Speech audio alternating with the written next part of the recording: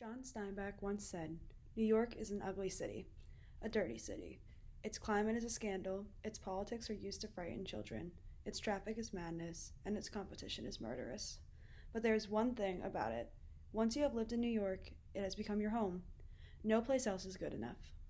New York City is by far the largest city in the United States, with a population of roughly 8.5 million people. The city is composed of 5 different boroughs.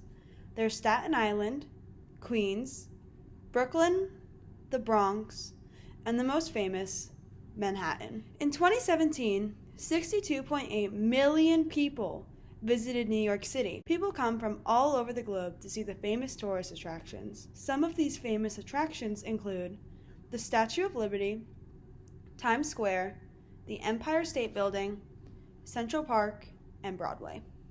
I was born and raised in Brooklyn. I grew up directly underneath the Brooklyn Bridge in an area called Dumbo. Dumbo, at the moment, is a very hipster area with cute coffee shops, parks, and a nice carousel.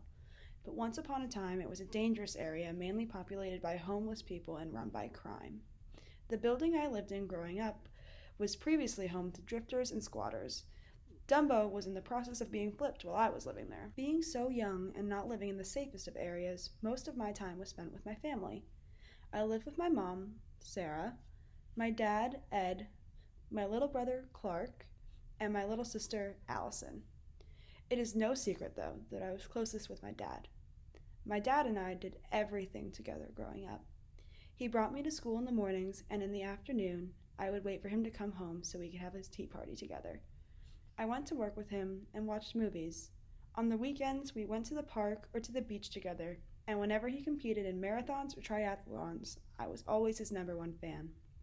My dad was, and probably always will be, my best friend. My dad gave me a sense of adventure that I've carried with me to this day. He taught me to love people regardless of our differences, and showed me that there is good in everyone. My dad was, and still is, my role model. He has the biggest heart out of everyone I've ever met, and one day I hope to be just like him. In order to gain better insight on this project, I asked my dad what I was like as a child, and he described me as a Disney addict.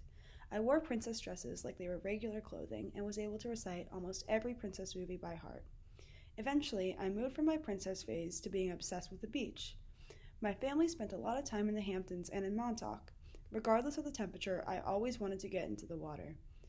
My dad said I was fearless as a child, and it was probably because of where I grew up. I knew things to really look out for at a young age, so things like theme parks and the dark never frightened me in the way that they did my younger siblings. As I got older, I became more independent.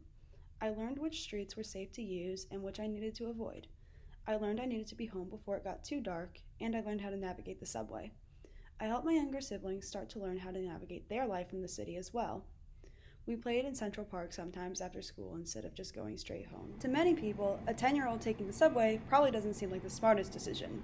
But that was just life. When I was 11, we had the opportunity to move out of the busy city and to the suburbs of New York. We moved to Rye, which is about 40 to 50 minutes outside of the city. The population of Rye is 16,000 people, so moving from the city to such a small town was a big change for me. I made friends with my neighbors and started attending public school for the first time in my life. After I moved away, my friends from the city started telling me I lived upstate, which I never really understood because I was still in southern New York in the grand scheme of things. I eventually started to become used to this upstate life, though. I don't know by heart which streets to avoid in the city anymore, and I definitely don't know the subway as well as I used to.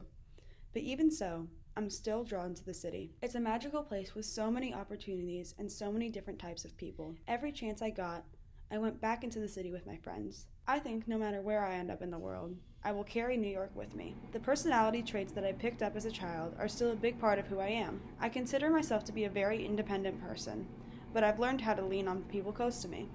Family is still something that I value above all else, and my dad, of course, is still my best friend. I've had my share of ups and downs in New York, but at the end of the day, the Empire State still has my heart.